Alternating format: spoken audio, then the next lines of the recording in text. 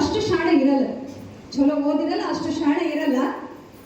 Result list ಹಚ್ಚಿರ್ತಾರೆ, pass ಆಗಿ ನಾವೆಲ್ಲ ನೋಡ್ತಾನೆ, ಅಲ್ಲಿ ಅವ್ರ ಹೆಸರು ಇರಲ್ಲ.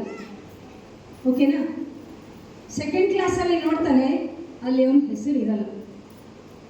ಸೊ ಅವನಿಗೇನು ಅವ್ನು ಭಾಳ ದಡ್ಡ ಹುಡುಗ, ಇಷ್ಟೇ ಇರ್ತದೆ ಅವನ ಎಕ್ಸ್ಪೆಕ್ಟೇಷನ್ ಏನಿರ್ತದೆ ಅಷ್ಟೇ. ನಾನು ಪಾಸ್ ಆಗಿದ್ದೀನೋ ಇಲ್ಲ ಸೆಕೆಂಡ್ ಕ್ಲಾಸ್ ಬಂದಿದ್ದೇನೋ ನೋಡ್ತಾನೆ, ಎರಡೂ ಕಡೆ ಹೆಸರಿರಲ್ಲ. ಮಕ್ಕಳಿಗೆ ತಾಳ್ಮೆ ಶಕ್ತಿ ಎಷ್ಟು ಕಡಿಮೆ ಇರುತ್ತೆ ಅನ್ನೋದಕ್ಕೋಸ್ಕರ ನಾನು ಈ ಒಂದು ಉದಾಹರಣೆ ಹೇಳ್ತಾ ಇದ್ದೀನಿ. ಸೀದಾ ಹೋಗ್ತಾನೆ, ಬಾವಿಗೆ ಹಾರ್ಬಿಡ್ತಾನೆ, ಸೀದಾ ಹೋಗಿ ಬಾವಿಗೆ ಹಾರ್ಬಿಡ್ತಾನೆ, ಆತ್ಮಹತ್ಯೆ ಮಾಡ್ಕೊಂಡ್ಬಿಡ್ತಾನೆ. ಅವ್ರ ಮೇಸ್ಟ್ರು ಗೊತ್ತಾಗತ್ತೆ, ಮೇಸ್ಟ್ರು ಬಂದು ಯಾಕೆ ಹುಡುಗ ಫಸ್ಟ್ ಕ್ಲಾಸಲ್ಲಿ ಪಾಸ್ ಆಗಿದ್ದಾನೆ, ಯಾಕೆ ಸತ್ತು ನೀವು ಅಂತ ಹೇಳಂದು ಅವ್ರು ಹೋಗಿ ಅವ್ರ ಫ್ಯಾಮಿಲಿದವ್ರಿಗೆ ಕೇಳಿದಾಗ ಅವ್ರು ಹೇಳ್ತಾರೆ, ಅವ್ನು ಹೋಗಿದ್ದನ್ರಿ ರಿಸಲ್ಟ್ ನೋಡಕ್ಕ, ಇದರಲ್ಲೂ ಅವನ ಹೆಸರು ಇರಲಿಲ್ಲ, ಅದರಲ್ಲೂ ಅವನ ಹೆಸರು ಇರಲಿಲ್ಲ, ಅವ್ನು ಫೇಲ್ ಆಗಿದ್ದೀನಿ ಅಂದ್ಕೊಂಡು ನೀರಿಗೆ ಹಾರ್ಬಿಟ್ಟು.